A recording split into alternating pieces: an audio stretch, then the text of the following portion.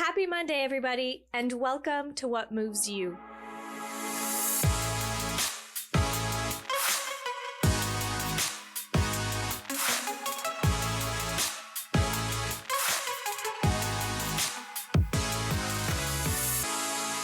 Avant de commencer, j'aimerais prendre un petit moment pour remercier le commanditaire de l'épisode d'aujourd'hui, Chalet Village, qui nous a permis d'enregistrer dans leur magnifique chalet. Grâce à eux, tout le monde s'est senti bien et à la maison.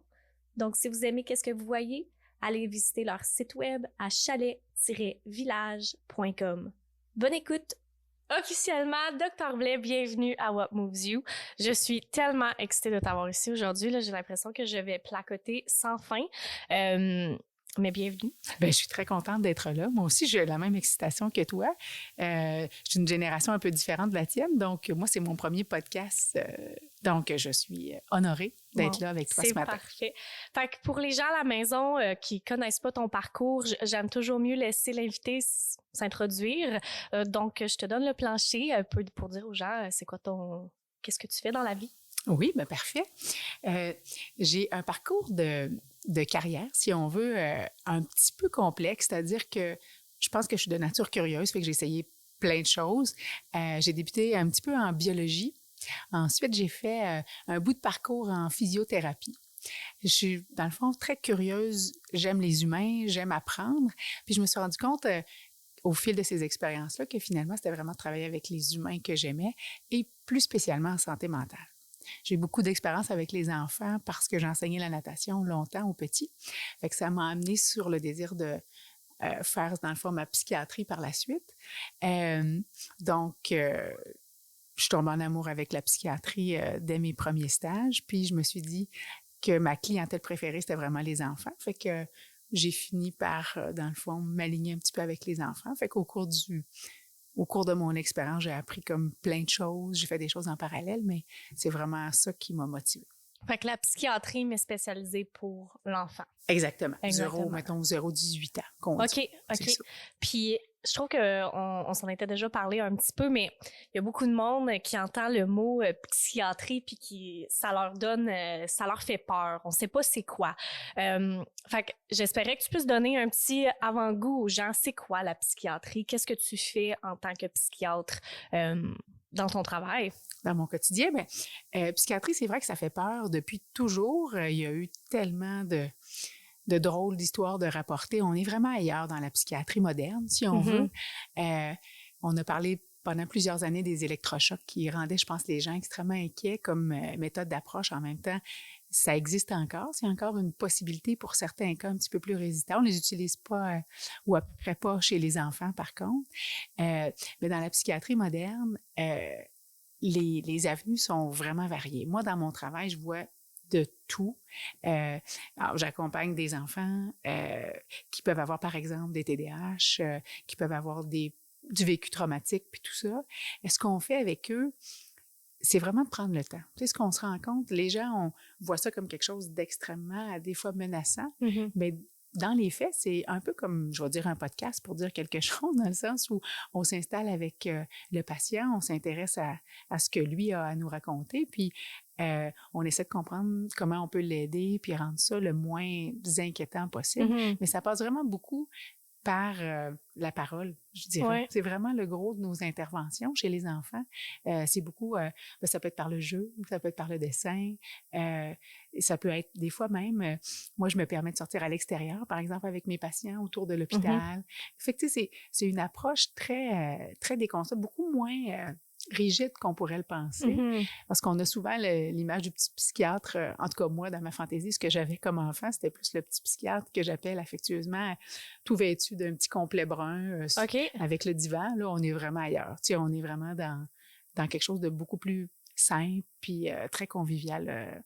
On rencontre beaucoup les familles, on fait que c'est comme des petites rencontres familiales où on prend vraiment le temps de connaître les gens puis de voir c'est quoi leurs besoins. C'est un peu comme ça que ça marche. Puis ça serait quoi dans tes yeux? Là, tu parles beaucoup de conversation. C'est quoi la distinction entre un psychologue et une psychiatre?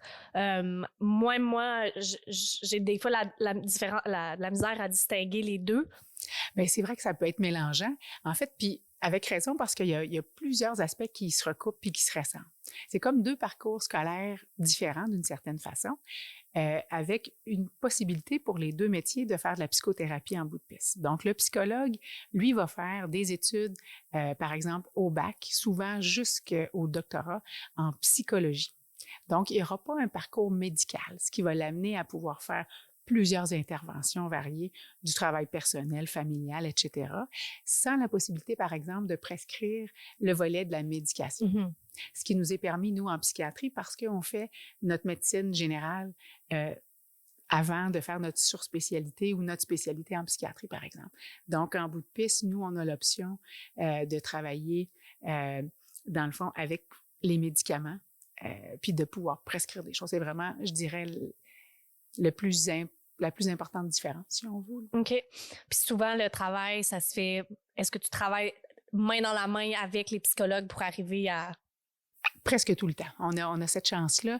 En psychiatrie, tu sais, tantôt, tu me demandais un peu ce qu'on fait, mais effectivement, le travail multidisciplinaire, c'est au cœur de notre quotidien.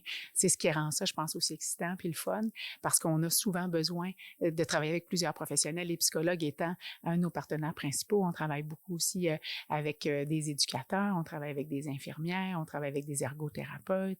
Il y a vraiment plusieurs professionnels possibles là, en parallèle, mais dans le fond, souvent, si on est, pour te donner un exemple, on a un patient qui est à l'hôpital ou qu'on hospitalise, donc qui est sous nos soins, mais qui couche à l'hôpital pour quelque temps, puis on a des choses à préciser, bien souvent, le psychologue va venir nous apporter un éclairage par une évaluation plus concrète avec des tests, avec vraiment nous partager leurs impressions cliniques. Nous, on va placer les nôtres avec l'équipe multidisciplinaire, puis ensuite, au besoin, on pourra faire des petits ajustements, nous autres, ajuster de la médication si on pense que c'est nécessaire, mais on a aussi plusieurs autres stratégies qu'on peut partager, les deux professions qui sont non pharmacologiques. Fait que ça aussi, c'est des choses intéressantes. Puis, juste pour revenir un peu en arrière dans ton parcours, y a-tu des choses que tu te souviens qui ont amené ton intérêt vers la santé mentale? Y a-tu des petits moments clés dans ta vie qui t'ont dit, c'est pour ça que c'est important pour moi d'être là-dedans dans ma carrière? Bien, tu vas trouver ça drôle. J'étais vraiment au primaire. La première fois que j'ai commencé à m'intéresser à ça, j'avais un oncle, moi, qui était psychiatre. Puis quand on allait en voyage, en famille, tu sais, des fois, on allait deux petites familles ensemble, puis il me jasait beaucoup de son travail, puis de l'intérêt qu'il avait. Fait que ça a commencé un petit peu comme ça. Ensuite, au secondaire, j'ai lu un livre qui m'a confirmé que c'était comme ma mission de vie d'une certaine façon. C'était un livre qui avait été écrit par une dame qui s'appelle Tori Hayden et qui parlait d'un enfant très maltraité, polytraumatisé, mais c'était tellement bien écrit, c'était tellement fun que je me suis dit, il y a vraiment quelque chose à faire, puis il y a des enfants souffrants, puis j'ai comme envie de travailler là-dedans. Puis plus ma vie avançait, des fois, j'ai comme eu cette espèce d'étincelle-là, mais j'ai eu envie, parce que je sais ça, j'étais un petit peu ma mère puis curieuse, j'ai fait comme un petit détour en me disant, bon, ben c'est peut-être pas ça directement, mais suite à la biologie, je me suis dit, non, c'est vraiment avec des humains que je veux travailler. Ensuite, j'ai fait ma physio pour me rendre compte que souvent, je travaillais, par exemple, en physiothérapie. Il y a plusieurs volets, mais mettons qu'on travaille en neuro ou chez les grands brûlés où on travaille, par exemple, dans l'eau. Je me rendais compte que la plus grande souffrance, souvent, pour mes patients, était vraiment au niveau de la santé mentale. Fait que c'est vraiment ça qui a fait le dernier flip pour me dire, oh non, pour le reste de ma vie, là, c'est vraiment le métier qui me fait le plus envie. Fait que c'est vraiment comme ça. Puis t'as bien choisi, hein, parce que là, on rouvre finalement la conversation là-dessus. Puis, oui. Est-ce que tu l'as ressenti au niveau professionnel, le changement envers la conversation autour de la santé mentale? Puis comment tu vis ça, toi, au quotidien? Moi, je trouve ça très rassurant de voir qu'on en parle plus. Encore cette semaine, c'était Belle cause pour la cause. On sent vraiment que la conversation dans la société est vraiment plus là. C'est beaucoup moins tabou que c'était. Les gens arrivent avec... Moi, ça fait, mettons, depuis le début de mes études, au moins une quinzaine d'années que je suis dans le domaine, puis je vois vraiment des gens qui sont beaucoup moins inquiets, beaucoup plus confiants en s'en venant nous voir. C'est sûr qu'on a souvent des édifices ou des buildings un peu d'une autre époque qui peuvent être parfois comme un peu moins invitants. Là. Toi, c'est ça, c'est un petit peu moins marketing, disons, comme building. Mais une fois que les gens entrent, ils voient qu'on est ailleurs. Fait que ça change ça. Je pense que ça donne aussi un message clair à tout le monde de comment c'est important qu'on ait à voir un psychiatre ou pas, de prendre soin de nous. Oui, Tu sais, je pense que ça, les gens l'ont compris, on le voit dans les médias, ils appellent ça la psychopop, mais je pense pas qu'il y ait... Ben, tu sais, il faut être prudent, faut choisir un peu nos lectures puis les sources, mais je pense que ce courant de psychopop a quelque chose d'extrêmement positif dans l'idée de normaliser ça puis de dire, ben, on se casse une jambe, on va chez le médecin puis personne n'hésite.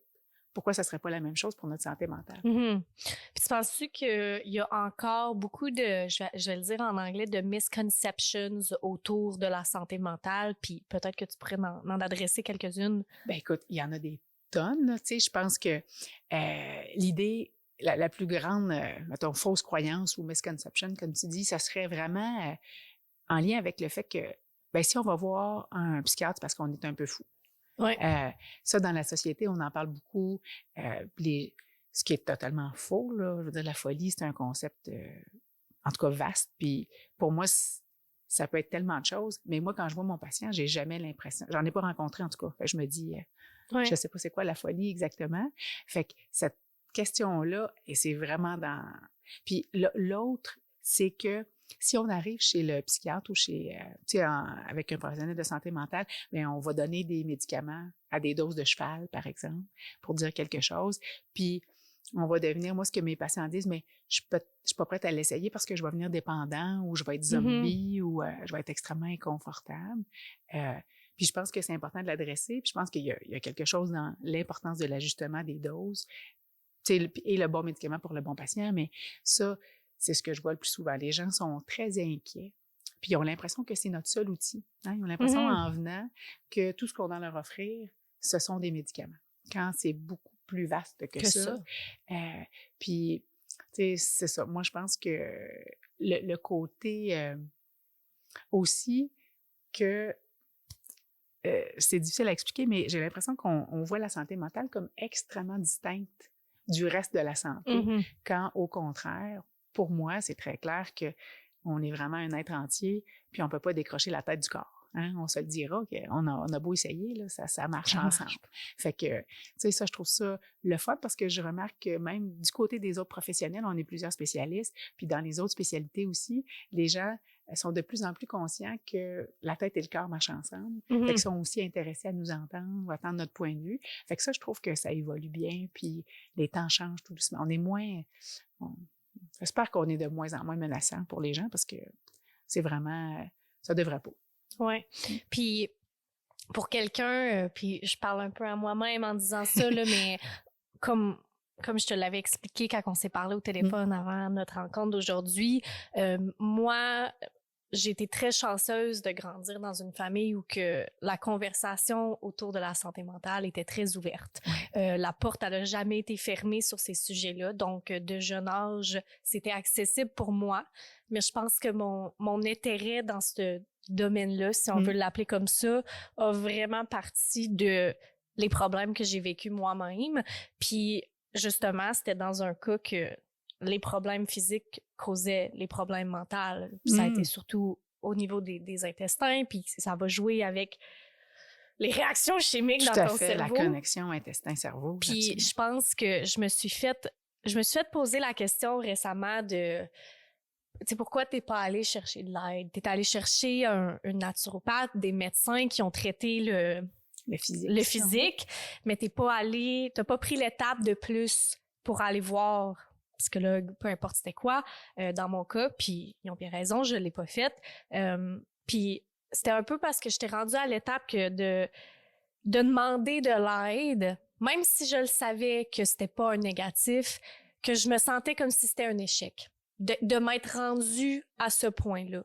Puis je suis sûre que je suis pas la seule à penser comme ça. Puis je serais curieuse d'entendre, ça serait quoi ta réponse à ça? Qu'est-ce que tu dirais à quelqu'un qui se sent de cette façon-là? Ben, moi, ce que j'aime de ce que tu me dis, c'est que c'est vraiment honnête. Puis je pense que t'es clairement pas la seule. Je pense qu'il y a beaucoup de gens qui s'empêchent de consulter à cause de ça.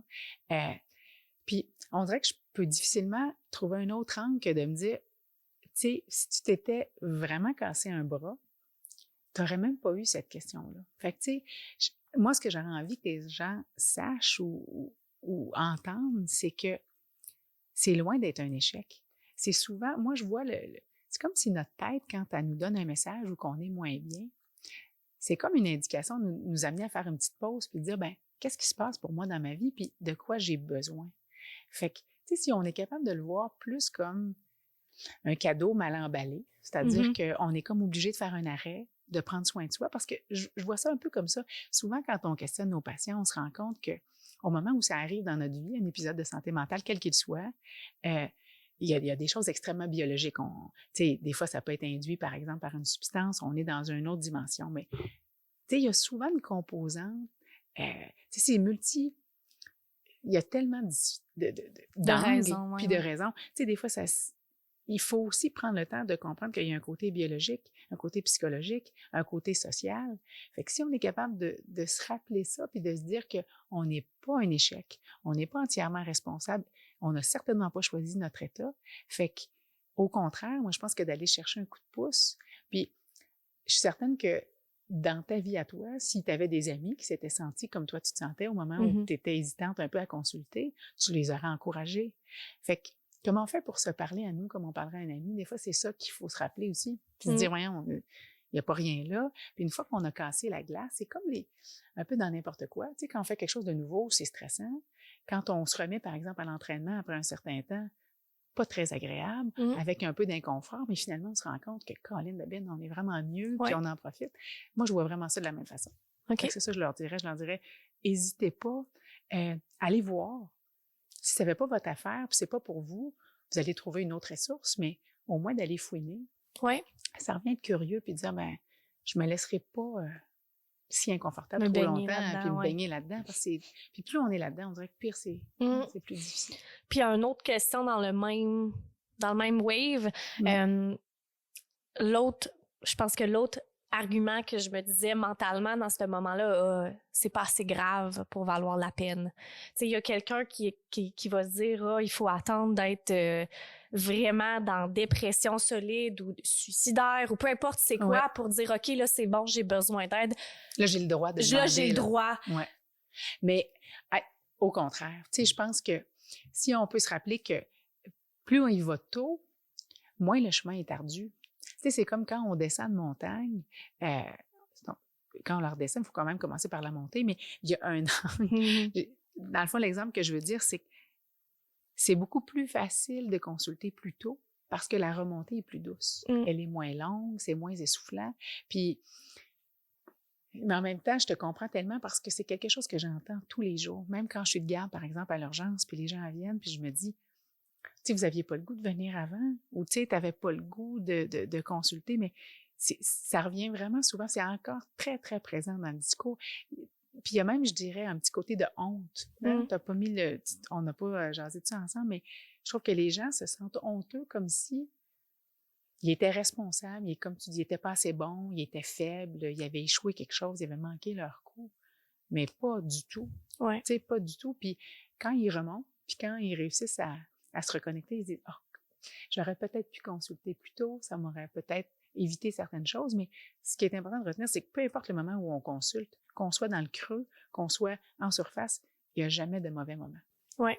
Puis moi, je préfère voir quelqu'un qui me dit « ben c'était peut-être pas nécessaire que ce soit un psychiatre pour au moins l'orienter vers le bon professionnel que de manquer quelqu'un qui oserait pas puis viendrait pas. » Là. Moi, j'aime vraiment mieux qu'on se trompe puis qu'on dise « ce sera peut-être pas moi dont vous avez besoin, mais gardez qu'est-ce qui pourrait vous faire du bien. » Absolument. Pour continuer sur cette lancée-là, je pense que tu as entièrement raison. Puis des fois, il faut juste se donner le petit coup pour y aller. Puis je pense qu'un autre point que je vois souvent, puis on a fait des démarches pour savoir, j'avais un ami qui a été affecté par une vague de baisse de santé mentale, puis tu sais, pourquoi tu y vas pas? Ben oui. Puis la réponse que j'ai eue, puis il y a pas tort, c'est que le délai est énorme pour avoir accès à un professionnel de la santé. Oui. Fait que où je m'en vais avec ça, c'est pas ta faute, c'est juste, c'est un fait, nous voilà. Mais pour quelqu'un qui se retrouve dans une situation où ils sentent qu'ils ont besoin d'aide, sont prêts à dire qu'ils ont besoin d'aide, sont prêts à aller le chercher, mais que la ressource qu'ils ont besoin n'est pas accessible tout de suite. Mhm. Ça serait quoi tes conseils pour ces gens-là? Bien, en tout cas, de faire un peu comme ton ami puis de jaser avec un ami, hein, de ne pas rester seul. Je pense que l'idée de ne pas s'isoler dans sa détresse psychologique, c'est central. Fait que d'abord en parler. Mais tu as tout à fait raison, les délais sont complexes. On travaille très fort là-dessus. Les gens se mettent en équipe, on essaie de travailler sur nos listes d'attente. Mais effectivement, je pense que dans les dernières années, la demande a beaucoup augmenté, puis la quantité de psychiatres n'a pas augmenté. C'est un petit message pour notre gouvernement pour se rappeler l'importance de multiplier la quantité de psychiatres par région. Je pense que ça serait pas choquant. En pédo aussi, on est un petit peu plus en déficit. Fait que là-dessus, ça, c'est vrai. Mais qu'est-ce qu'on fait quand on est seul avec notre détresse puis qu'on est pris à attendre des listes d'attente? Il y a des services de proximité. Il y a toujours les accès au niveau des CLSC. On a, tu sais, on connaît tous le 911, mais il y a aussi le 811 qui est un autre numéro de téléphone. Il y a un volet au 811 pour les urgences, des semi-urgences, si on veut, physiques, mais il y a aussi psychologiques. Si on n'est pas dans un contexte suicidaire ou on n'est pas dans une dangerosité imminente, là, on peut se diriger peut-être vers ce genre de service-là, où eux ont des équipes qu'on appelle de crise, ont du soutien psychologique un peu plus accessible. Il y a beaucoup de lignes d'écoute. Maintenant, avec vos nouvelles générations, il y a les volets texto. Fait que, tu sais, il y a des formules un petit peu plus accessibles. Mais je suis d'accord avec toi, les délais sont grands. Si on est dans une dangerosité, par contre, immédiate, puis qu'on a besoin de soins, là, parce que on a des idées noires, on a un plan, on a envie de se faire du mal, peu importe l'angle ou ce qui nous arrive, mais si on sent qu'on n'est pas en sécurité ou que les gens autour de nous ne le seraient pas, à ce moment-là, j'hésiterais aucunement d'aller aux urgences. C'est vraiment ça. Mais il y a aussi tout le volet de soutien psychologique avec nos collègues les psychologues, là, qui, sur l'ordre des psychologues, il y a un détail sur tous les psychologues qui pratiquent au Québec avec leur description, leur champ d'intérêt. Fait que ça peut aussi être ça. Puis, si on est en attente, c'est sûr que je peux pas passer sous silence, si on veut, l'importance de faire du sport. Si on est capable. Puis pas à haut niveau, là, mais d'engager un peu notre corps physique puis de bouger. Puis on dirait que c'est contraire à tout ce qui nous tenterait quand on fait le pas, là. Puis plus on est triste, plus on est anxieux, plus on est déprimé, c'est rare que c'est notre première idée de sortir, là. Mais tu sais, dans tout, tu disais le petit coup de pied. Fait que des fois, ça peut être juste de dire à un ami, j'aimerais ça qu'on aille marcher. Ou si on sent nos proches un peu moins bien, d'aller chercher un peu de vitamine soleil puis de marcher un peu, ça a l'air un peu basic. Puis pour plusieurs, ça va paraître absolument impossible puis pas suffisant. C'est à ce moment-là que le 811 ou d'avoir un professionnel ou des gens qui vont nous parler, qui peut être un petit peu plus pertinent. Pour quelqu'un qui est ami de quelqu'un qui vit une situation difficile, c'est très, très récemment, j'ai eu un autre ami que pour la première fois de sa vie, il a vécu une attaque d'anxiété. Comme une attaque de panique. Ouais, comme une attaque de panique. Moi, j'en ai jamais vécu. Donc, dans ce moment-là, c'est un peu l'instinct qui embarque là, pour quoi faire pour l'aider. Mais non seulement pour un événement très précis comme ça, mais aussi juste les conversations autour de ces sujets-là. Quand quelqu'un vient chercher de l'aide, je trouve que des fois, peut-être que les gens se retiennent d'en parler parce qu'ils ne savent pas comment aider. Oui. Ils ne savent pas quoi répondre, comment bien être à l'écoute dans ces situations-là. Est-ce que tu as des conseils à donner? C'est sûr que le non-jugement m'apparaît simple, mais des fois, les gens cherchent le mot. Je sais pas quoi dire pour aider la personne. Ouais. Puis des fois, on a l'impression que... Puis t'as tout à fait raison. Puis les gens, des fois, ils n'osent pas s'engager. Je pense que ce qui est le plus souffrant quand on a un problème de santé mentale, c'est que on a l'impression que l'autre est insensible à ça ou s'intéresse pas à nous. Fait que je pense que l'idée de s'informer, de questionner, des fois, on peut aussi demander aux gens, est-ce que tu as envie d'une écoute? As-tu envie que je t'écoute ou tu as envie que je te donne des conseils? Ouais. Parce que c'est vraiment pas le même muscle pour la personne qui va être à l'écoute ou dans le rôle d'aidant. Mais c'est aussi important, des fois, les gens, là, ils ont juste besoin de déverser quelque chose. Puis ça, c'est important de faire cette distinction-là.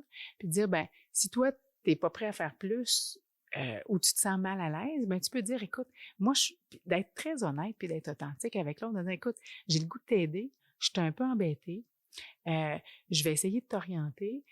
L'idée du 8-1 option 2, toujours de bons conseils. Je sais que ça a l'air simple, puis des fois, il y a un peu d'attente, mais pour les attaques de panique, moi, c'est sûr que je travaille en santé mentale, j'adore les attaques de panique, dans le sens que je trouve ça très dommage pour les gens qui les vivent, mais ce que j'aime d'une attaque de panique, c'est quelque chose qui peut être adressé sans psychiatre, sans médicaments. C'est sûr que si on peut avoir de l'aide puis du soutien, c'est important, mais pour certaines personnes, on est dans d'autres intensités, mais quand on est dans l'intensité plus légère à modérée, on n'a pas toujours besoin d'aller du côté de la médication. Pour les attaques de panique, il y a beaucoup d'exercices, comme la cohérence cardiaque, par exemple. Puis de se rappeler qu'une attaque de panique, ça dure très peu longtemps, par exemple, dans le temps. C'est bref, on a dans notre cerveau des neurotransmetteurs pour environ une dizaine de minutes de crise de panique, si on veut. OK. Après ça, c'est comme si nos petites cellules sont vidées. Notre corps physique aussi, parce que les gens ont souvent l'impression, là, on peut reprendre l'expression, je suis en train de virer fou, on dirait que je vais mourir, je peux plus, je sais pas ce qui se passe. Les gens sont dans un état d'inconfort épouvantable. Ils ont l'impression qu'ils pourraient mourir là. Fait qu'on peut comprendre comment c'est inquiétant. Mais si on se rappelle que dans le fond, on a pour une dizaine de minutes, qu'on peut être à côté, on les aide à expirer un peu plus longtemps qu'ils inspirent pour s'assurer de vraiment faire un retour au calme. Puis, il y a plusieurs petites applications, des fois d'avoir des trucs concrets. Moi, j'aime beaucoup l'application qui s'appelle Respirelax. OK. C'est gratuit. On l'a sur Internet. C'est comme une petite boule qui nous aide à respirer calmement. Fait que c'est facile.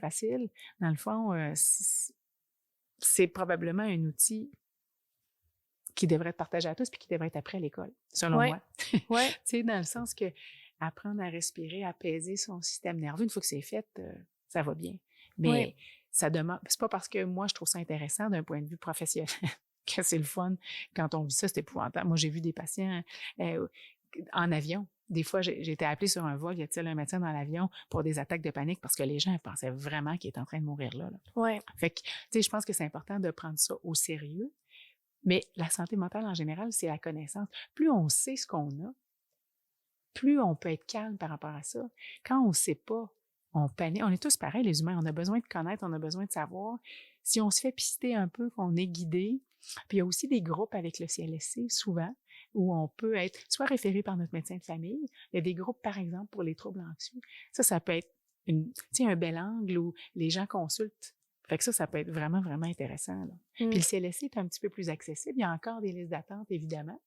Mais l'idée, des fois, d'être dans un groupe, il y a quelque chose d'extrêmement chouette. Tu disais tantôt, on est un peu isolé, on ne sait pas quoi faire, mais d'être avec d'autres qui vivent ce qu'on vit, c'est vraiment, ça dédramatise ça. Puis on se dit, non, je ne suis pas toute seule, puis ça rend ça vraiment plus... Puis il y a un petit dernier point sur les attaques paniques, parce que je sais que c'est quand même assez très commun. Fréquent. Oui, tout à fait. Puis tu sais pas trop quoi faire ou à quoi t'attendre tant qu'elle t'en vit pas une, d'après ce que je comprends. Ça arrive comme un ras de marée, absolument.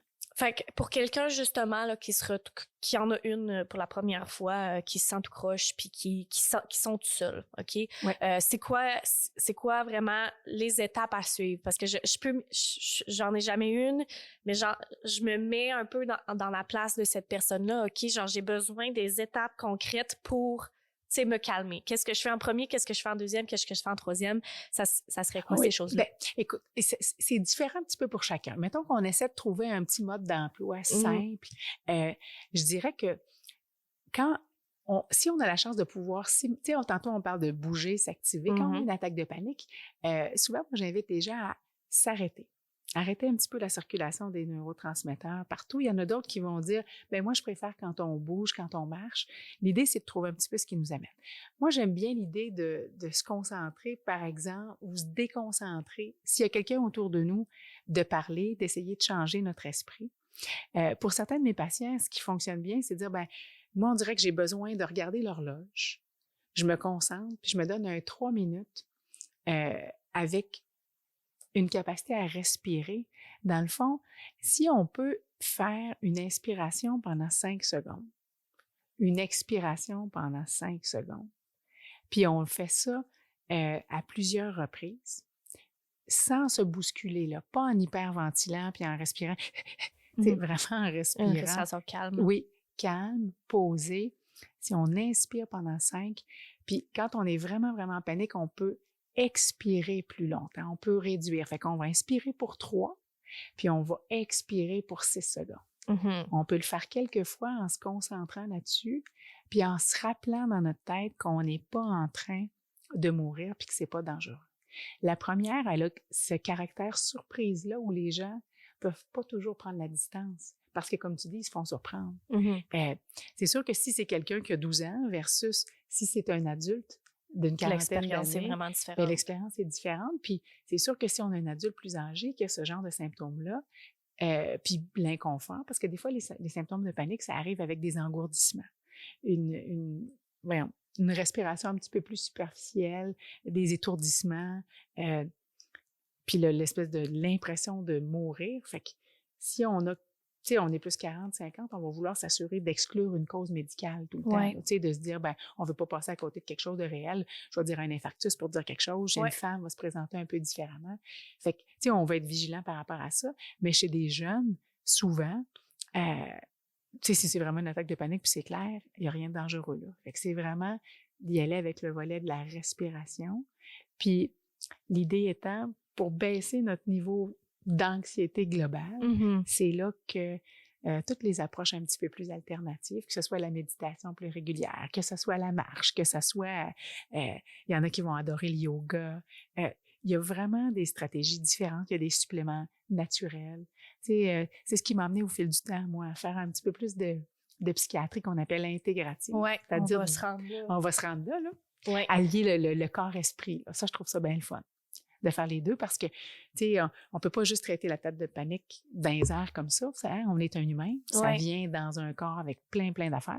Fait que, tu sais, au fil du temps, comme je te dis, je suis curieuse. Fait que j'ai étudié toutes sortes de choses. Puis des fois, après une dizaine d'années, je me suis dit, ben là, Colin, expliquer des choses, ça marche. La médication, ça a ses avantages, mais ça a aussi... Parfois, ça fonctionne pas. Parfois, c'est pas le bon outil pour notre patient. Fait que là, je trouve que d'avoir cette idée-là, d'avoir quelque chose d'un peu plus holistique où on s'occupe autant du volet spirituel. T'sais, on en parle peu, puis c'est pas toujours bien vu. Puis par spiritualité, je veux pas qu'on rentre puis qu'on cherche nécessairement quelque chose comme un Dieu précis, mais une connexion, un sens à notre vie, de prendre un temps pour se connecter, de prendre un temps pour respirer tous les jours. Tu sais, moi, quand je pense à la méditation, je pense pas à quelqu'un qui va devoir s'asseoir comme un yogi pendant 50 minutes à chaque matin. Tu sais, je pense que pour certains, c'est possible, puis c'est leur souhait de l'intégrer, mais moi, pour les jeunes, si on pouvait le faire, puis on le sent, il y a un petit mouvement à Québec qui commence à s'installer, ça se fait dans les écoles. Fait que je pense que si on apprend aux gens à réguler leur système nerveux, puis on leur montre qu'ils ont du contrôle, puis que simplement après quelques minutes, tu sais, tantôt je te parlais du respire-relax, on peut baisser notre tension artérielle, on peut s'apaiser, on dort mieux. On augmente, mettons, l'ocytocine. L'ocytocine qui est la petite hormone qu'on a quand on allaite. Tu vas me dire, c'est quoi le rapport? C'est une hormone qui nous permet de se connecter à l'autre. En anglais, on dit le bonding. Fait que ça aide vraiment à s'arrimer. Fait que en quelques minutes, en 5 minutes de respiration, on peut développer un peu tout ça. Fait que je trouve que des fois, on sous-utilise nos approches qui sont pas pharmacologiques parce qu'on se dit, ça pourrait être quelqu'un d'autre qui m'aide, mais on est aussi très responsable de ça. Vraiment. De notre établissement, c'est nous qui les chefs. Oui, mais je trouve ça tellement... puis là, j'ai tellement de questions là-dessus. Je veux juste finir mon point sur l'autre avant de me lancer dans mon discours parce que t'as vraiment raison. Puis je pense que c'est le futur, personnellement. Mon opinion est là, dans le sens que il y aura jamais assez de psychologues et de psychiatres pour tout le monde, mais si au moins les gens peuvent être armés avec leur toolkit for success, je pense que on va s'en aller vers un monde avec beaucoup moins d'attaques paniques et d'autres choses. C'est sûr que ça va toujours avoir sa place, mais je pense que les gens ont pas ces outils-là en ce moment, puis le plus qu'on les développe, le mieux ça va être. Pour finir mon petit point sur les attaques paniques, je pense que pour beaucoup de gens, surtout s'ils n'ont pas grandi nécessairement dans un endroit où que la conversation autour de la santé mentale était ouverte puis qu'on en parlait. Ils ont des moments comme ça où que après l'événement, ils disent, mon Dieu, genre, je savais même pas que j'étais anxieux. comme Oui. personne. Je sais même pas c'est quoi, en fait, l'anxiété, tant que je l'ai pas vécu. Fait qu'avant de continuer avec la psychiatrie intégrative, comme on va appeler ça, j'aimerais qu'on rouvre une parenthèse sur comment différent le ressenti d'anxiété, de dépression, de peu importe c'est quoi, peut être ressenti par quelqu'un. C'est quoi quelqu'un qui est assis à la maison puis qui se dit OK, j'ai jamais vraiment réfléchi. Est-ce que je suis anxieux comme personne? Est-ce que je suis triste? Est-ce que j'ai, tu sais, mes niveaux de happiness sont un petit peu plus bas que peut-être que je pourrais l'être? C'est quoi les questions que tu encourages les gens à se poser? Bien, il y a toutes sortes de questions. Puis, tu sais, c'est sûr qu'il y a plusieurs diagnostics. L'anxiété, c'est super vaste. Fait que l'anxiété, il y en a de toutes sortes. Tu sais, on peut se poser la question, est-ce que moi, je suis quelqu'un qui fait des sursauts facilement? Est-ce que moi, j'anticipe des catastrophes continuellement? Est-ce que moi, j'ai des phobies spécifiques? Hein? C'est ce qu'on voit beaucoup, beaucoup dans la population en général, c'est les phobies. Est-ce que moi, je suis quelqu'un qui a peur des chiens, des chats, des hauteurs, du sang? Peu importe, là, est-ce que, tu sais, j'ai peur des endroits clos, des endroits fermés? Est-ce que j'ai tendance à faire des attaques de panique, par exemple, plus régulièrement, mais je me sens pas vraiment anxieux? Moi, j'entends ça souvent. Je sais pas pourquoi, je sais pas d'où ça vient. Les autres, tu sais, l'anxiété, ça peut être n'importe quoi. Des fois, ça passe beaucoup par le corps physique. Puis ça, on l'oublie. Des fois, les gens arrivent dans mon bureau, par exemple, pour un trouble d'anxiété généralisée, ne sachant pas trop ce qu'ils ont. Puis ils se plaignent un peu de douleurs au cou, de la tension, des maux de ventre, des maux de tête. Ça peut être extrêmement vaste, un tableau clinique d'anxiété.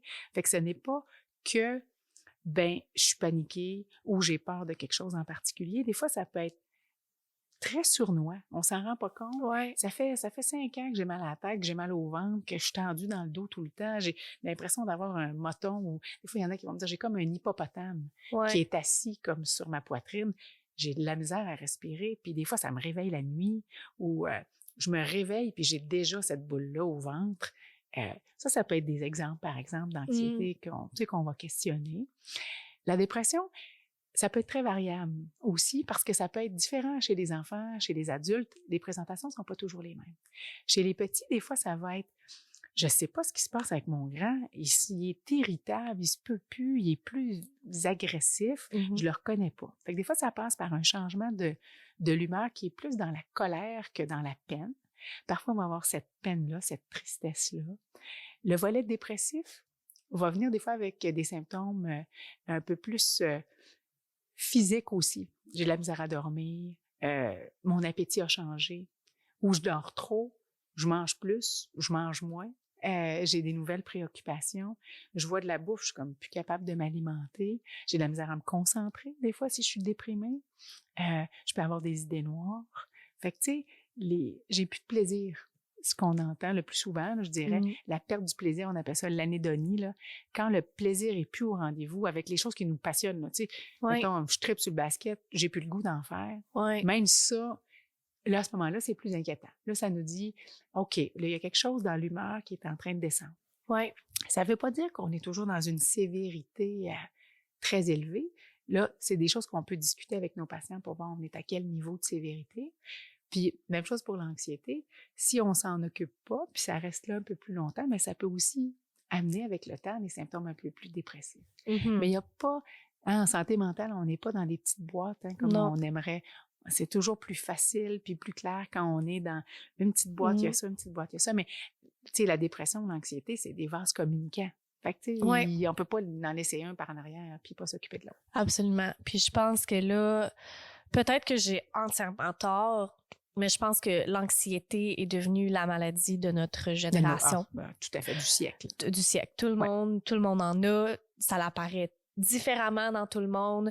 Puis on en a besoin d'une petite dose d'anxiété. C'est ça qu'il faut surtout se rappeler. C'est que tant mieux si on en a. Absolument. Puis où que je m'en allais avec ça, c'est que ça touche beaucoup de mes proches. Puis moi aussi, dans mon quotidien, tout ça. Puis j'aimerais pouvoir, un peu comme on venait juste de dire, j'aimerais pouvoir donner un petit toolkit aux gens qui écoutent, de quelqu'un qui a peut-être pas accès à aller voir un professionnel de la santé pour le moment ou Mm. qu'il trouve pas que ses symptômes sont assez sévères pour mériter d'aller voir un médecin, peu importe la situation, là, on a déjà dit que tu le mérites. Oui, Mais absolument. pour quelqu'un, justement, qui se retrouve, je sais pas quoi faire. Là, on vient de découvrir avec les exemples que tu viens de donner, OK, ben peut-être que j'en fais un peu finalement. Comment que je peux m'aider à me gérer? Bien, tu sais, l'important c'est vraiment différencier. Est-ce qu'on est encore fonctionnel? La première question pour moi, avant de vouloir s'aider, c'est de dire, est-ce que mon niveau de fonctionnement me permet encore de faire mes choses habituelles? Est-ce que je suis capable encore, si je travaille, est-ce que je suis encore capable de travailler? Si je suis jeune, est-ce que je suis à l'école? Est-ce que je suis encore capable de m'y rendre? Tu sais, si notre niveau de fonctionnement est altéré, là, à ce moment-là, je dirais pas qu'il faut faire les choses seul, Ouais. qu'il faut aller chercher de l'aide, on se comprend. Ouais. Mais si on n'est pas pire, on est encore fonctionnel, on n'a peut-être pas les sous pour aller au privé, mais on a envie de prendre soin de nous, bien, on est vraiment à une époque où c'est vrai qu'il manque de professionnels, mais il y a beaucoup, beaucoup de ressources un peu partout. Ouais. Il y en a beaucoup sur le net, il y en a partout, mais des fois, ça a l'air simple, puis des fois, j'ai l'impression que je me dis, les gens vont dire, voyons, elle a étudié pendant 20 ans, puis elle nous parle de faire d'exercice 30 minutes, 5 fois par semaine. Mais il n'y a pas d'effet secondaire, il n'y a que des effets thérapeutiques. Ça augmente notre énergie, ça améliore le sommeil. Vraiment, ma première idée, là, puis je ne martellerai jamais assez ça, c'est qu'il faut se remettre physiquement actif. Fait que, puis on part à notre rythme. Tu sais, je dis 30 minutes 5 fois par semaine. Je dis pas de partir à la course puis d'être un jogger Ça le peut être lendemain. juste une marche. Une petite marche. Puis on a l'impression que c'est une petite marche, c'est rien. C'est un de nos meilleurs exercices. Ouais. Hein, la physiothérapeute en moi encourage la marche. Fait que la marche est super bon. Fait qu'il faut marcher. Il faut essayer de se mettre une petite routine de sommeil si on peut. Tu sais, d'essayer de se coucher à heure fixe.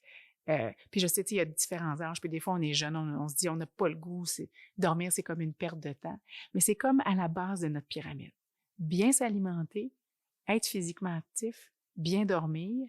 En tout cas, essayer de bien dormir. Puis pour ça, ben souvent, ça va être de réduire la caféine, de réduire l'alcool pour certains. Ça va être d'avoir vraiment une hygiène de sommeil. Chez les petits, ben de prendre du temps avec ton parent, puis tu sais, pour les parents, pour entraîner leurs jeunes à bien dormir, ben c'est aussi d'être extrêmement routinier, puis ça peut passer par un petit bain, un livre. Mais c'est aussi bon pour nous, les adultes. Tu sais, on le faisait, on l'oublie là-dedans. Tu sais, on le faisait petit, mais là, on est grand, mais ça nous fait encore du bien. Fait qu'il y en a qui vont choisir la lecture, de se décrocher des écrans. Je sais plus comment le dire. Ouais. Mais c'est pas un muscle facile, puis je m'inclus, là. Je trouve ça difficile. C'est vraiment, il faut que je me parle, puis je le sais, j'ai lu tous les articles, je le sais comment c'est important, mais de minimiser la quantité d'heures sur les écrans, surtout les réseaux sociaux. L'impact sur l'humeur est épouvantable. Les comparaisons, les fausses images, on le sait, on en entend beaucoup parler, mais c'est rare. C'est difficile à faire, même comme adulte, de dire, ben moi, quand je me couche, je mets mon téléphone vraiment à l'extérieur de ma chambre. Parce que ce qu'on sait, juste les petits fameux ting, ting, ting de nos petits messages, ça stimule des ondes qui sont les mêmes que celles qui sont stimulées par la cocaïne, par exemple. Ouais. Fait que ça donne des addictions, ces fameux écrans-là qu'on oublie. Fait que c'est sûr que, encore là, on ne peut pas arrêter ça d'un coup sec. Non. Mais tu sais, dans le toolkit, je dirais les écrans, le sommeil, l'activité physique, quoi d'autre? Tout ce qui vous fait du bien. Ça peut être un thé de chai. Moi, c'est ça mon plaisir. Ouais. Moi, me faire une petite tisane, un thé, ça me relaxe. Quelque chose de chaud. Il y en a qui vont dire, ben moi, j'aime me faire une petite journée au spa de temps en temps. Là, je sais que on ne veut pas nécessairement que ça soit une dépense, mais pour certains, ça peut être d'aller chercher un livre à la bibliothèque. Ça peut être des exercices de yoga. Il y en a des tonnes. Tu sais qu'on peut aller sur Internet. Il y a beaucoup de méditations guidées.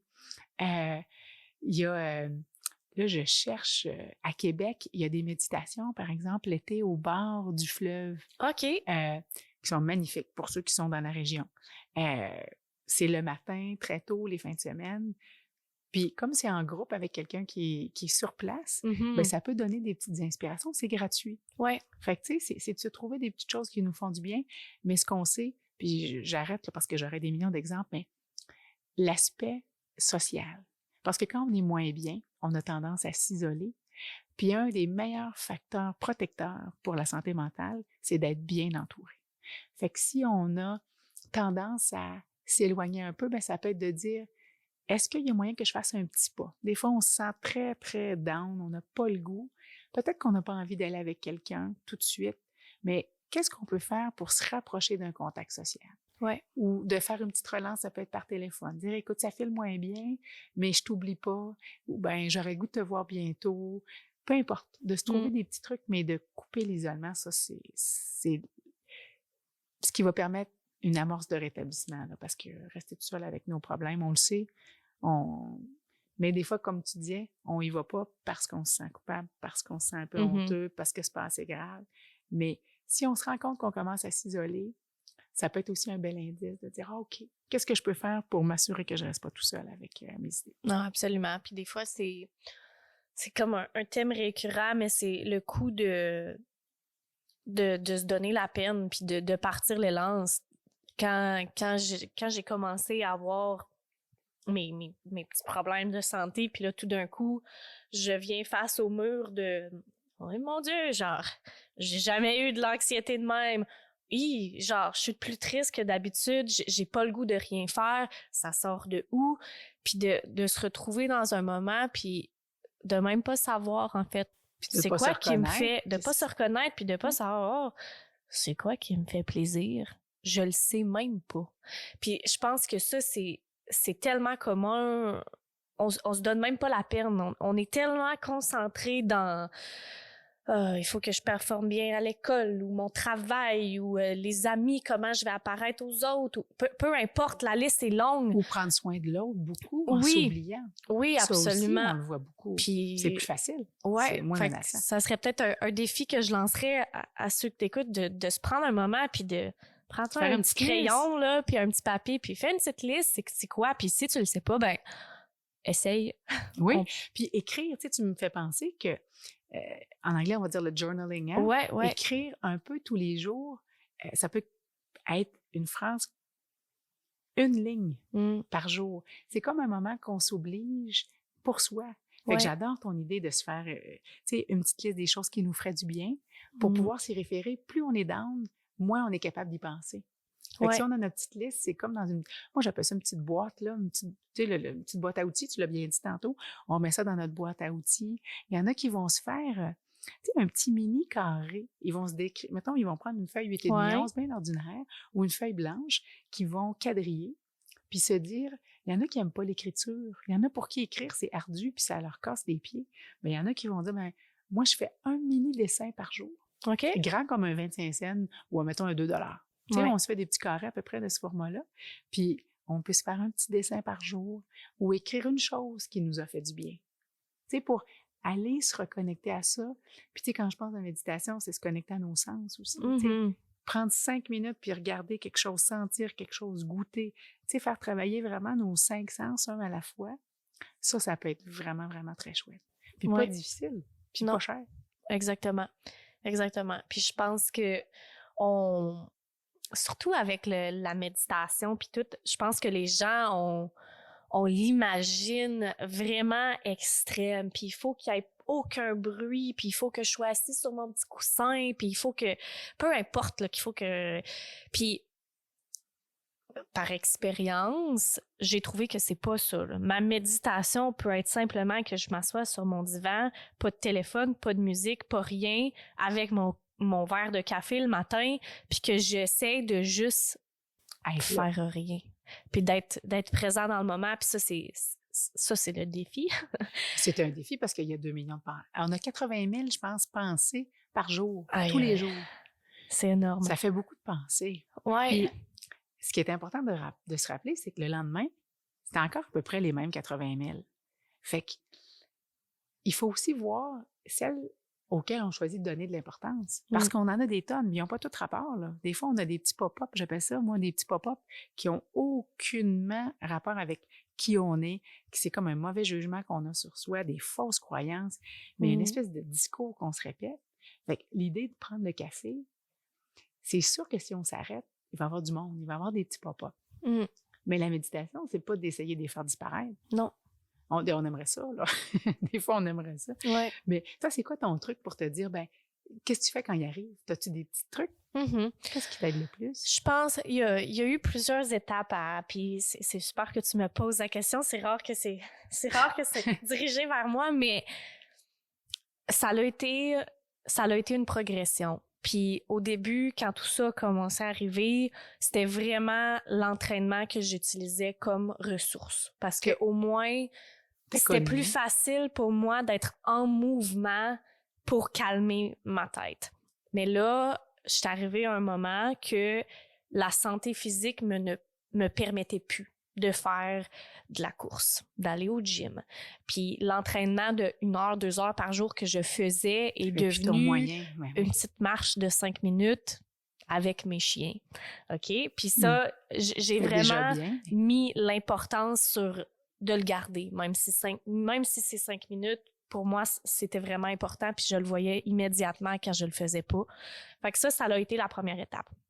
La méditation, puis le stillness, que je vais appeler ça, c'est venu un peu plus tard. Il y a eu un cheminement mental que j'ai dû faire pour me rendre au moment que je me dis « I'm not too good for this ». Là. Et ça me le prend là, maintenant, puis c'est correct. Puis je pense que pour quelqu'un qui écoute puis qui se dit j'ai pas besoin de ça là, j'ai pas le temps pour ça. Ben c'est toi qui en as besoin. Fait qu'écoute, mais c'est correct que le cheminement se passe pas tout seul. Tu sais, moi le processus que je parle, je le vis encore, j'ai pas fini. Mais ça a été étalé sur une période de 2 ans là, de faire de m'asseoir avec mes problèmes puis me dire OK, je suis peut-être pas allée chercher de l'aide, mais au moins je peux m'adonner l'aide que j'ai de besoin.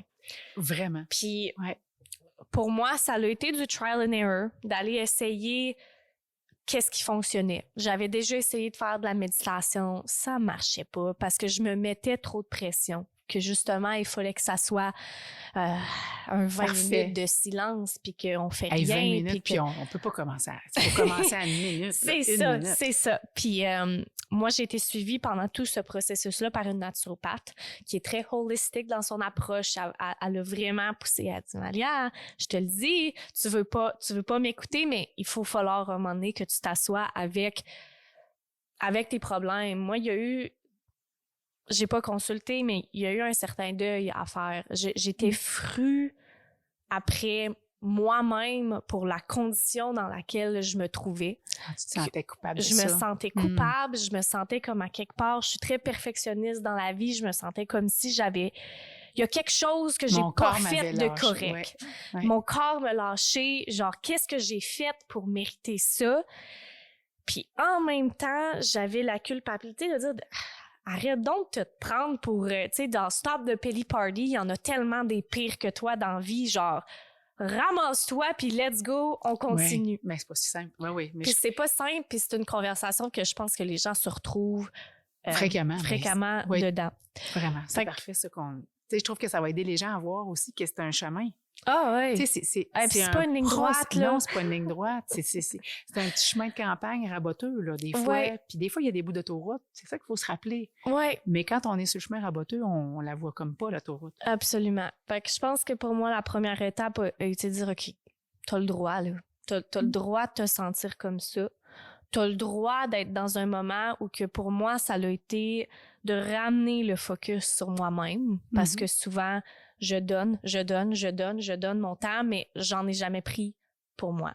Oui, c'est un muscle dur à développer si on l'a pas. Oui, effectivement. Fait que, premièrement, de se donner la permission de le faire. Puis d'après ça, pour moi, je suis peut-être pas allée chercher des ressources professionnelles, mais j'ai quand même fait ma recherche pour trouver d'autres ressources. Fait que pour moi, ma tante Julie me proposait un livre qui l'avait beaucoup aidé, elle, en psychothérapie. Ouais. Là, le nom m'évade, là, mais quand on va publier le podcast, je vais mettre le petit nom du livre. Mais ça parle beaucoup de nos schémas de vie. Puis d'aller trouver les patterns qui ont été développés à travers ton enfance, puis les expériences que tu as eues. Puis ça, c'est un livre qui m'a beaucoup aidé à les identifier. J'étais un peu, tu sais, c'est pas juste les problèmes de santé qui sont embarqués là-dedans. Là, j'ai gradué de l'université, j'ai déménagé dans mon appartement pour la première fois. Grosse transition. C'est des gros stress. C'est des gros Même stress. si c'est positif. Puis il y avait beaucoup d'émotions à travers le déménagement des États-Unis, la pandémie, les choses que j'avais l'impression que ça l'a volé pour moi, ma graduation, mon bal, tout plein de choses, mon expérience universitaire, puis que là, je me retrouvais dans ma vie d'adulte, entre guillemets, pour la première fois, avec plein d'émotions puis plein de baggage, je vais appeler ça, que j'avais pas dealé avec. Moi, j'avais tout foutu ça dans une valise, puis t'avais fermé ça à la clé. Fermer ça, j'ai pas besoin là, genre si je fais semblant que ça s'est pas passé, ces émotions-là, ben j'aurai pas besoin de gérer avec, puis je vais être correct. Puis là, pour moi, ça a été un moment comme qui a fait, tu sais, ça l'a tout explosé là, puis Scoop, si jamais c'est toi à la maison, fais pas ça. Ouais. Mais des fois, c'est un cadeau mal emballé. Ouais. Tu sais, des fois, des fois, il faut attendre. Puis tu sais, c'est vrai qu'on veut dire à l'autre, à la maison, fais pas ça, mais regarde, mais t'as peut-être pas le choix. T'as peut-être pas le choix. Tu sais, puis peut-être qu'au moment où t'es rendu, c'est pas tout de suite que tu ouvres la valise, mais à un moment donné, ça va être le temps de l'ouvrir. Puis il est jamais trop tard pour ouvrir la valise. Puis c'est jamais très le fun d'ouvrir la valise. Tu sais. Il y a un livre aussi intéressant de Scott Peck qui s'appelle « Le chemin le moins fréquenté ».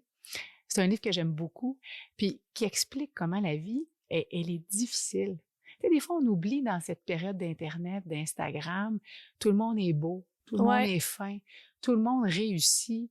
Il y a des filtres après ça, c'est coloré, ça va bien. Dans la vraie vie, c'est beaucoup plus nuancé que ça, puis des bouts de gris, là. Il y en a. Fait que il faut aussi se laisser le droit, mais je te trouve bonne d'avoir fait ton chemin, puis il n'y en a pas de mauvais chemin. Non. Il y en a. Puis tu as appris quelque chose, puis ce que tu expliques, puis tu le partages aux gens, bien, eux autres, peut-être que ça va les éclairer, puis ils vont dire, bien, peut-être que je peux l'essayer, moi aussi, une petite minute. Puis j'ai adoré l'exemple que tu donnes, parce que je dis souvent ça, moi, à mes patients. J'ai pas le temps. Puis il y avait un grand sage, je me souviens plus de son nom. C'était un moine bouddhiste, puis il disait, tu penses que tu n'as pas besoin de méditer? Moi, je recommande que les gens méditent 1 heure, mais toi, tu as besoin de 2. Tu sais, moins on a le temps, plus il faudrait le prendre. Fait que j'ai trouvé ça que tu le renommes parce que ça, c'est vraiment précieux, là. Ouais. Mais c'est des longs chemins. Puis c'est jamais fini. C'est ça qui est beau. Ouais. Fait que c'est ça. Fait que là, pour revenir à mon petit discours, j'ai ouvert la valise. Puis j'ai dû... je veux dire, je suis très chanceuse d'être entourée par des gens qui invitent ces conversations-là. J'ai un chum qui m'écoute sans fin avec tous mes problèmes et qui m'aide à... Tu sais, des fois, t'as juste besoin d'une autre perspective, puis on est... En tout cas, je peux pas parler pour tout le monde, mais moi, je me mets énormément de pression pour... être d'une certaine façon, pour accomplir certaines choses, puis dans ma tête la façon de faire puis la façon de me rendre est préécrite, puis si c'est pas ça, ça marche pas, puis c'est mauvais. Puis avec l'aide de ces conversations-là, avec l'aide de d'autres livres que là je vais pouvoir partager et mettre au public, m'ont aidé à me rendre compte que bof, tu peux descendre de ton cheval, là, genre ça n'a pas besoin d'être de même. Ouais, ça peut être plus doux. C'est d'être plus doux envers soi-même, puis ça a été ça le gros thème. Puis quand finalement j'ai ouvert la valise, j'ai pris le temps de me dire bon, ok, genre effectivement il faut que je le vois comme un cadeau. La vie me donne le signe que c'est le moment là. Puis il faut que je m'écoute parce que mon corps est en train de me lâcher. Puis ça a été ce moment-là que tu sais, c'est difficile à expliquer, mais des fois la vie t'envoie des choses quand t'es prête à les recevoir. Puis justement, dans cette période-là, il y a ma tante Julie qui m'a envoyé ce beau petit livre-là. Après ça, à travers des podcasts, j'ai découvert d'autres filles qui ont une application de méditation et de pilates que j'ai vraiment beaucoup accroché. Les autres méditations que j'ai essayées, ça me parlait pas. Puis là, j'ai tombé sur elle dans le petit moment que j'en avais besoin. Puis j'ai vraiment connecté. Puis ça l'a comme tout déroulé de là parce que c'est une fille que, sans être religieuse, elle est très in tune avec sa spiritualité. C'est précieux. Puis moi, j'ai jamais été très religieuse, pas en tout cas, pas de la façon que... Pas au niveau du christianisme ou d'une religion officielle. Exactement. Puis là, ça m'a jamais venu à l'idée que tu pouvais être spirituel sans être religieux. Puis là, je l'ai découvert, puis j'ai commencé à faire les méditations. Puis c'était vraiment elle... d'être douce avec soi-même, puis de bien se parler, puis tu sais, pense-y 30 secondes comment tu prends soin de toi, puis est-ce que tu prends soin de toi, puis comment tu te parles? Tu parlerais-tu de même à une autre personne? Si la réponse est non, ben pourquoi tu le fais pour toi? Puis de lâcher prise, en fait. Puis ça, c'est la grosse bête noire, là. C'est la chose que c'est difficile, mais de dire... Je relâche le contrôle, puis que ça soit Dieu pour toi, que ça soit l'univers, la vie, peu importe, de lâcher prise, puis de donner le contrôle à quelqu'un d'autre, à quelque chose d'autre, puis de dire que... L'univers te supporte, là. Ouais, que t'es pas là-dedans tout seul, puis que le plus que tu fais confiance à cette chose-là, le plus que ça va venir t'aider. Tu peux lui poser des questions, tu peux lui demander pour... du strength, pour de la guidance, pour toutes ces affaires-là. Puis, sans trop me laisser emballer, pour moi, c'était comme une révélation parce que je savais pas que ça existait. Puis que tu avais tout ce pouvoir-là à l'intérieur. Exactement. Aussi. Puis que c'est finalement tout le long, c'est moi qui avais les réponses. Il fallait juste que je me laisse aller dans ces places-là. Puis, à travers cette fille-là, j'ai découvert un autre livre qui était beaucoup dans la spiritualité puis de bien se parler. Ça s'appelle, celui-là, je m'en souviens, You Can Heal Your Life by Louise Hay, je pense, l'auteur. Oui, Louise Hay, qui est une dame très impliquée, très motivante aussi. Elle a même des petites cartes de motivation. Tu sais, tantôt, ça peut être des petits outils où on peut se piger une petite carte de motivation au quotidien. Elle écrit très bien. Puis elle est vraiment très inspirante, cette femme. Absolument. Fait que j'ai lu son livre, puis j'ai commencé... Au début, la méditation, j'avais vraiment l'impression que pour moi, il fallait que ça soit structuré. Puis il fallait que j'aille mon petit vidéo de la fille, puis que je l'écoute. Puis il fallait que ça soit ça, puis si c'était pas ça, ça marchait pas. Puis là, avec le temps, quand j'ai pris confiance, quand j'ai commencé à m'habituer, puis tu sais, peut-être que je suis capable de le faire un peu tout seul aussi. Peut-être que ça va marcher. Puis à peu près dans les mêmes moments que j'ai commencé à lire l'autre livre, elle travaille beaucoup avec les affirmations envers soi-même. Fait que je suis, peu importe, là, plein d'affaires. Je suis belle, je suis forte, je suis capable. Peu importe c'est quoi, il y en a plein. Puis elle parlait vraiment beaucoup de ça, puis de changer vraiment la conversation envers soi-même. Puis notre patience, puis bref. Puis c'est un peu à ce moment-là que j'ai dit, bon, l'essayer. Moi, je vais mettre de la musique de méditation parce que ça prenait quand même un petit quelque chose. Ça prenait un petit setup, là. Puis je vais juste respirer, puis je vais me parler, puis je vais me répéter les choses que j'ai de besoin. Puis ça a été un bel exercice parce que là, pour la première fois, là, j'étais assise toute seule avec mes écouteurs, avec ma petite musique, je fermais mes yeux, puis j'ai posé la question, c'est quoi que j'ai de besoin? Puis là, par magie, les mots ont commencé à apparaître dans ma tête. Fait que, puis c'est comme ça que j'ai gardé mon focus, parce que là, j'étais là, puis j'avais mes petits yeux fermés, puis les mots apparaissaient, puis là, je m'y répétais. Fait que, joy, patience, trust, grace, peace, puis ça venait tout seul, là. Il y avait pas d'effort. Il y avait pas d'effort. C'est comme naturel. Les mots me venaient tout seuls, puis je me concentrais là-dessus, puis je les laissais venir, puis je m'y répétais, puis c'est la première fois que j'ai fait une méditation que là, tout était vide. Il n'y avait plus rien. Puis juste les mots, puis juste moi, puis juste les affaires que j'avais besoin. Puis... Un beau cadeau. Ouais. De se faire. Mais mais tu sais, 6 mois plus tôt, j'aurais pas été capable. T'avais pas la capacité. C'est ça qu'il faut. C'est pour ça qu'il faut pas se décourager dans le processus. L'autre bout important que je tiens à dire, c'est que c'est pas de même à tous les fois, là. Genre, c'est pas tout le temps aussi facile. Ça vient pas tout le temps tout seul. Il y a des fois que je m'assois avec même mon petit vidéo puis ses petites paroles puis ça marche pas. Puis je suis pas capable de me concentrer. C'est puis, correct. tu sais, il y a des matins de même. Puis après ça, il y a des matins que, waouh, je pourrais faire ça pendant 2 heures puis c'est facile. Puis... Mais il y en a jamais de mauvaise méditation. Il y en a jamais de mauvais exercices.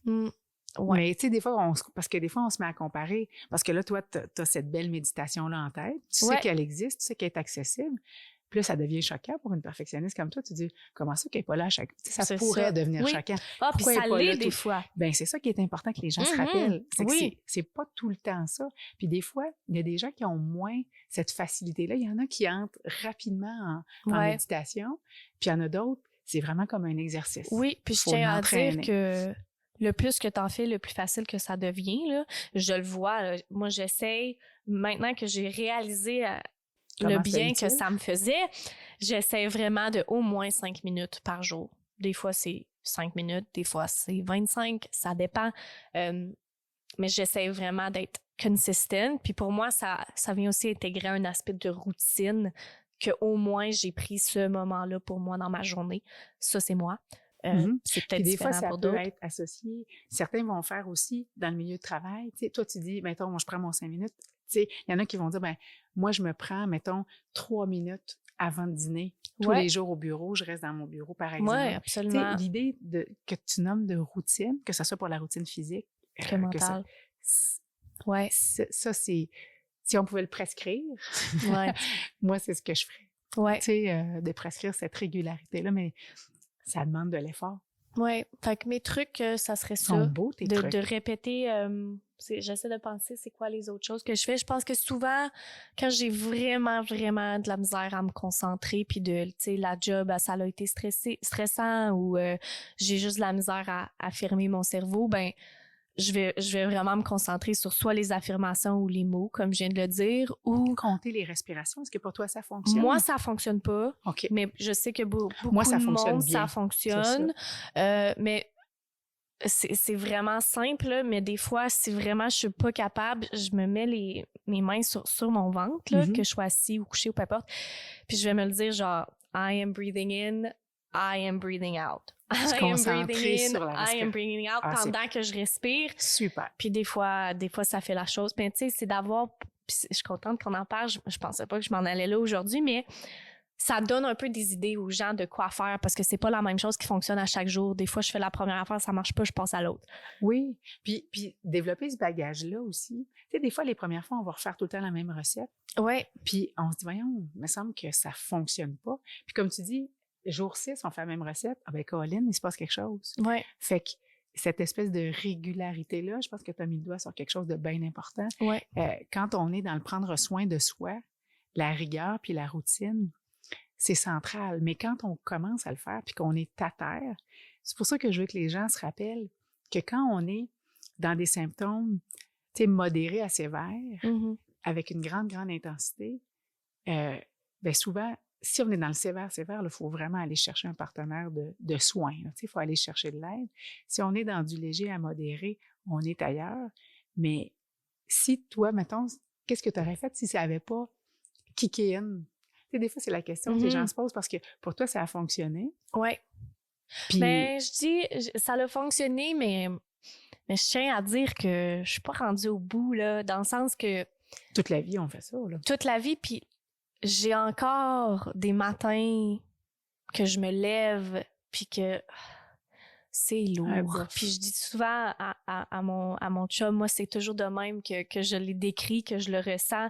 Je me promène avec mon petit nuage noir sur ma corde. Puis je me promène, puis il est là, puis c'est lourd, puis je suis triste ou je regarde les gens autour de moi, puis ça n'a pas de l'air lourd, eux autres vivent, tu sais, ça n'a pas, puis c'est juste un heaviness. Puis, un, faut pas se comparer. Puis deux, qu'est-ce que je fais?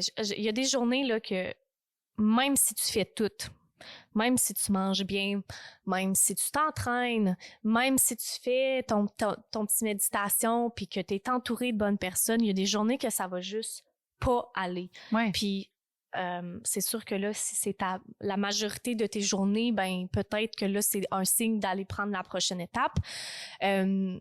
Mais sinon, ça peut faire partie de la vie d'avoir des journées plus ouais, sombres. puis c'est un peu aussi là que je m'en allais de me dire que c'est correct, que ça n'a pas besoin d'être tout le temps soleil, puis rose, puis beau, puis que de juste de t'entourer de personnes à qui tu peux le dire que « Ah, tu sais quoi, aujourd'hui, là, ça va pas, puis j'ai tout fait, puis c'est pas de ma faute. » Puis... Mais moi, je vois les émotions comme... tu sais, mettons, je m'imagine que dans ma tête, il y a comme une grande table, puis les émotions, c'est des invités, tu sais. Fait que des fois, ça change notre visite. Ouais. Fait que des fois, c'est de la belle visite. C'est le fun, c'est facile, c'est léger, ouais. le party est pogné. Puis des fois, c'est une visite plus difficile à accueillir. Mais qu'est-ce qu'on fait pour accueillir autant la peine? Tu sais, l'idée, c'est de se donner ce droit-là. Tu parlais beaucoup de se donner le droit de prendre soin de soi ou le droit d'aller essayer quelque chose qui peut-être pourrait nous faire du bien. Mais le droit d'accueillir une émotion qui est bof, une émotion qui est triste, surtout si on n'a pas eu accès à ces conversations-là chez soi, puis que la colère, par exemple, elle était dans notre maison défendue, ou « Hey, on n'a pas de peine ici », on se met un sourire d'en face, puis on n'a pas le droit d'aller là. Ouais. Juste de faire ça, d'accueillir ces journées-là de boîte que j'appelle affectueusement, ouais. Ça fait partie aussi de la pleine expérience. Tu sais, on les a toutes ces émotions-là, tous les humains. Ouais. Fait que, absolument. Mais on parle moins de ceux-là, ils sont moins cute, puis ils sont vraiment pas beaucoup sur Instagram, puis sur tous les réseaux. C'est ça. Ils sont pas là, on n'a pas le rappel. Non, effectivement. Puis je pense que il y a tous les livres que j'ai lus, puis les exercices que je fais, puis le travail que je fais avec ma naturopathe, il a fallu que je me dise que j'avais des émotions à régler là-dedans. Puis des fois, c'est comme on parlait tantôt de nos petites boîtes, ben moi, j'étais bien contente de me dire que mon problème était causé par mon problème d'intestin, puis que la minute que j'allais avoir réglé ça, que « Oh yes, ça va tout revenir! » Mais c'est pas ça qui s'est arrivé. Puis, tu sais, mon problème n'est pas encore réglé, mais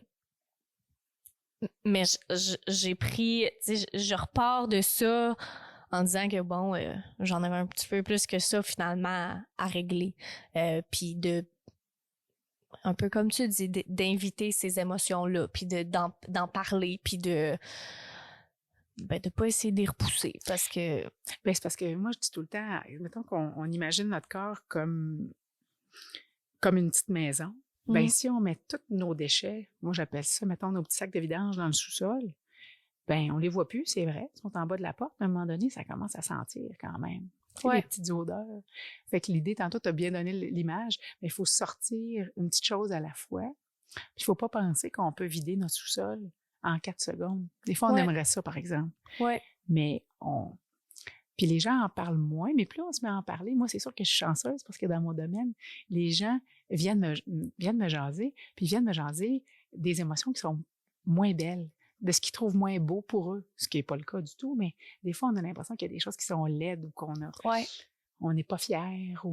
Mais moi, je pense que plus on est authentique, plus les gens autour de nous sont capables de réagir parce qu'on attire un peu ce qu'on aimait. Oui. Fait que si on est de plus en plus au clair avec ce qu'on vit et ce qu'on a besoin, ben tu l'as bien dit, là, on dirait que la vie va mettre sur notre passage un peu plus ce qu'on a besoin. Hein, comme des petites synchronicités. Puis là, plus on est bien, plus on se met à les voir. On dirait qu'ils se multiplient. Ils étaient peut-être là avant, mais on n'était pas à même les voir. Je vais conter une anecdote bien drôle. Je pense que celle-là va te faire rire. Oui.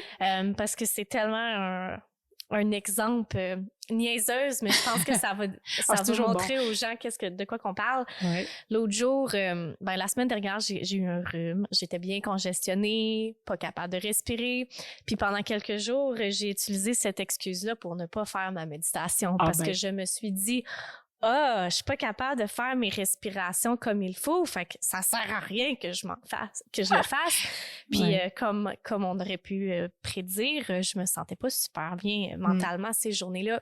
Puis là, la journée que j'ai dit là, OK, c'est assez, là, respire par ta bouche, puis ça va faire la job. Ça va faire la job. Par hasard, j'ai pas été capable de respirer par mon nez de la journée. Mais 5 minutes que je me suis assise pour faire ma méditation, mes narines se sont débouchées. C'est-tu pas magnifique? Puis après la méditation, ça s'est rebouché. Fait que je me suis comme... Puis sur le coup, je me suis dit, dans le moment, dans ma tête, je me suis dit, hey, je suis donc bien chanceuse que la vie m'ait donné ce petit moment pour pouvoir respirer puis faire mon truc. Puis c'est un exemple niaiseuse, mais j'adore ça. Mais c'est la petite magie de la vie, c'est ça. C'est ça qui est cute. Il y en a partout. Mais ça tu sais, t'as quand même pris quelques instants pour dire, je suis donc bien chanceuse. Tu sais, faut aussi, c'est un effort conscient, ça, de dire, je m'arrête, puis hey, moi, j'ai un chum fin qui est capable de m'écouter. Écoute, je fais quelque chose que j'aime, je fais mes podcasts, je suis capable de... Oh, j'ai accès à de l'air dans le nez.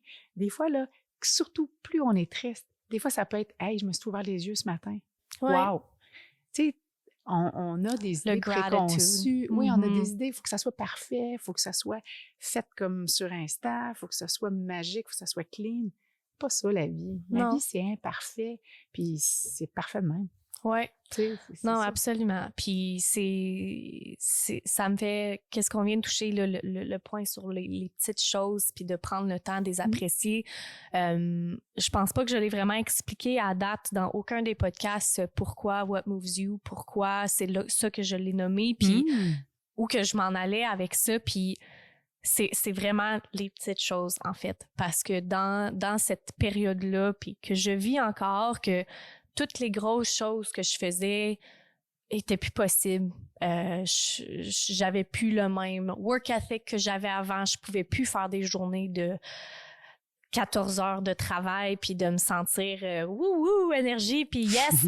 Puis j'étais pas capable de faire les entraînements que j'aimais faire, puis les amis, c'était plus dur. Puis tu sais, juste une période assez difficile qu'il y a les grosses choses, entre guillemets, qui faisaient ma personnalité, qui faisaient que les choses qui faisaient ta personnalité. Que j'avais l'impression. C'est un bon ajout, ça. Un bon ajout.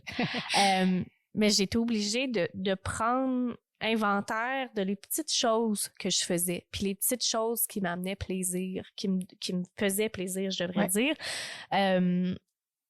Puis ben c'est ça que je veux faire avec What Moves You, parce que oui, c'est important de se concentrer sur c'est quoi les grosses choses, les idées de carrière, les projets passion que tu prends, qui t'allument, que ça te fait résonner, que ça te fait vibrer tellement que tu es excité.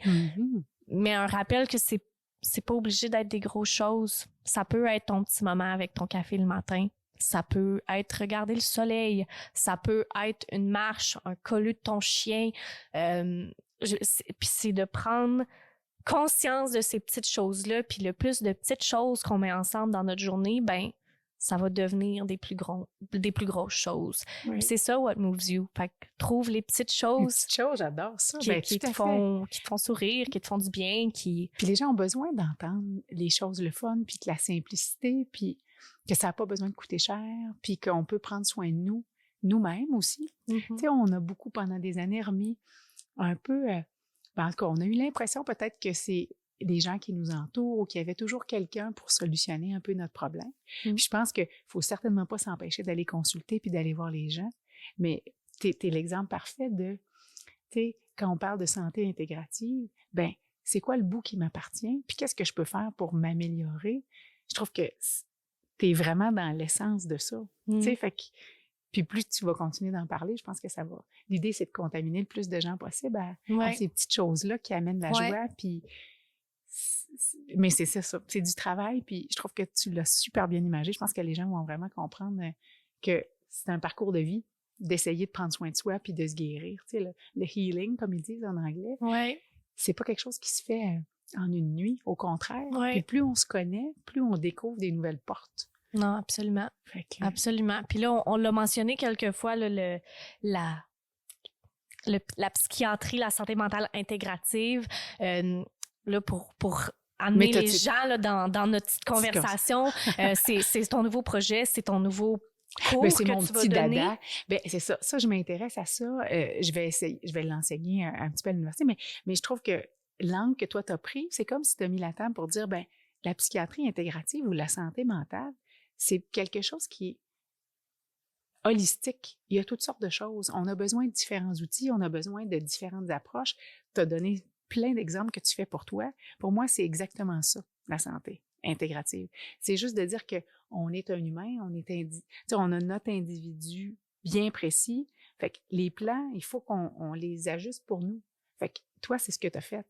Fait que moi, j'ai fait un cours là-dedans parce que c'est quelque chose qui m'intéressait. Comme je te disais tantôt, à un moment donné, on fait le tour, puis on se dit, bon, ben, la médication, ça a tout à fait son utilité, puis pour le bon patient, c'est parfait. Mais quand ça marche pas, qu'est-ce qu'on peut faire? Qu'est-ce qu'on peut faire d'autre?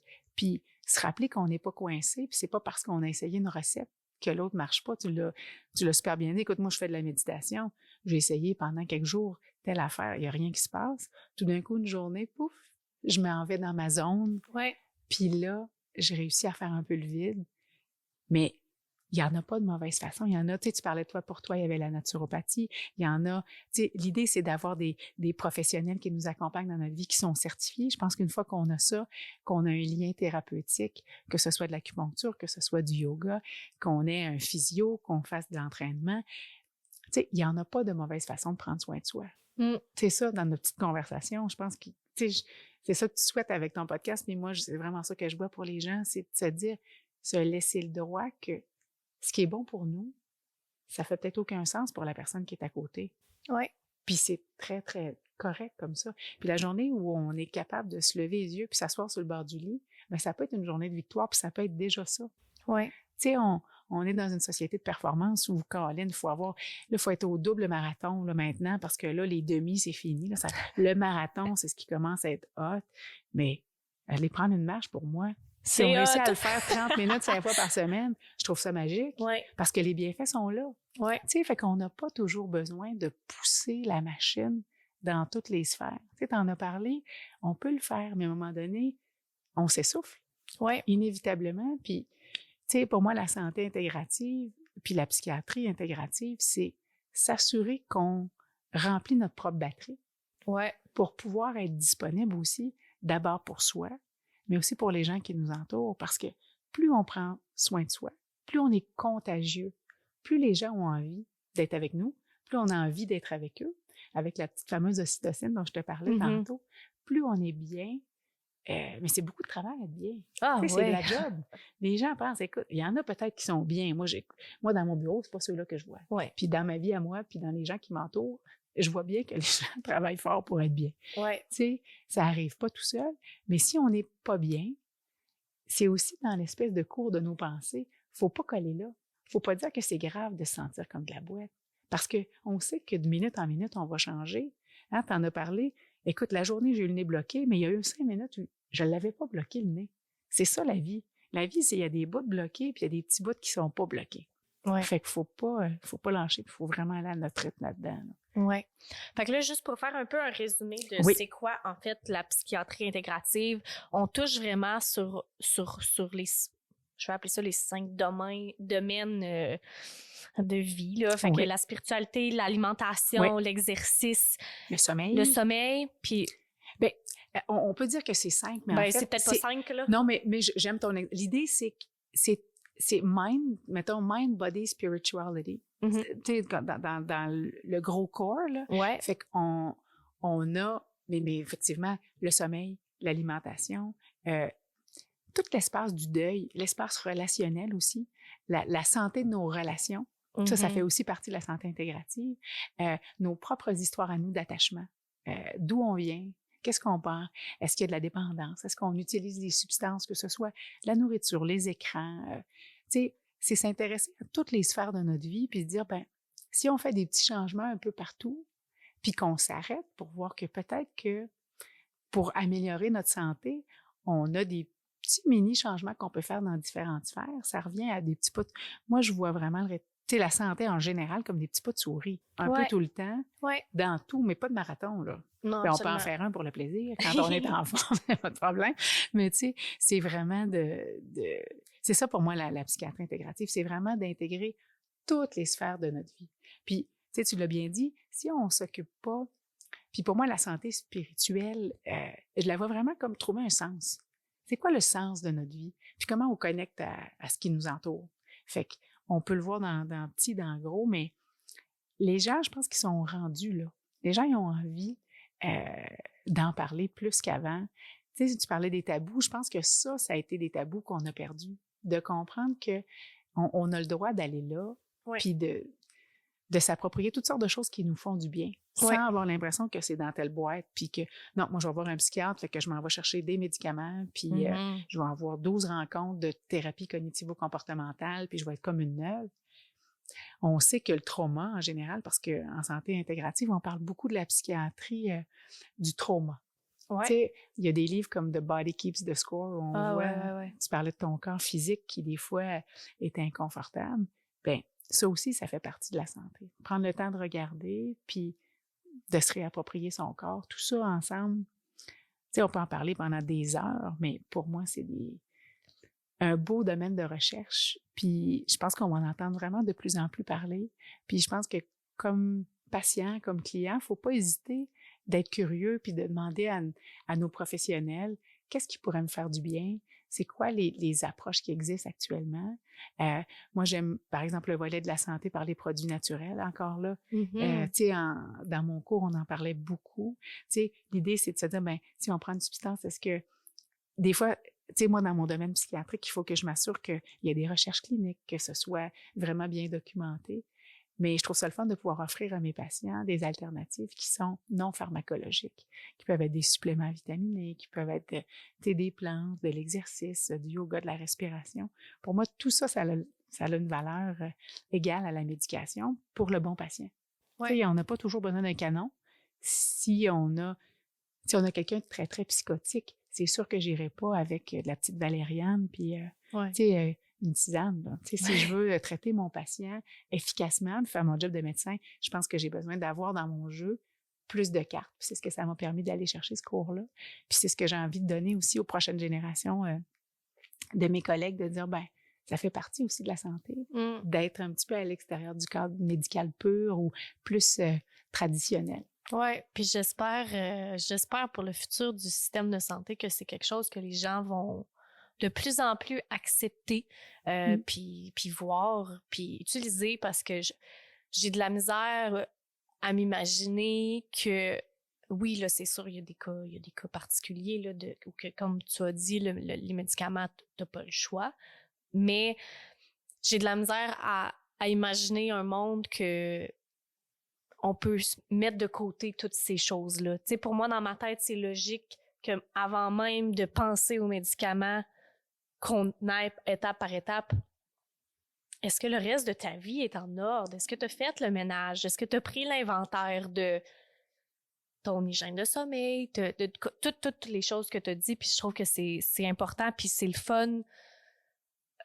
Tu sais, j'ai parlé à beaucoup de monde récemment que leur expérience, malheureusement, dans le système de santé et surtout dans le domaine physique relié au mental, que l'expérience, elle n'a pas été super bonne, puis ils se sont pas sentis écoutés, validés, que pour eux, ils n'ont pas eu l'impression qu'on a donné des outils pour les aider, autre que, bon, ben, prends une petite pilule, puis ça va bien aller. Puis je pense que de voir que ça existe, premièrement, quelqu'un qui prend en considération autre chose, je pense que c'est vraiment encourageant à voir puis à entendre. Puis je suis sûre que...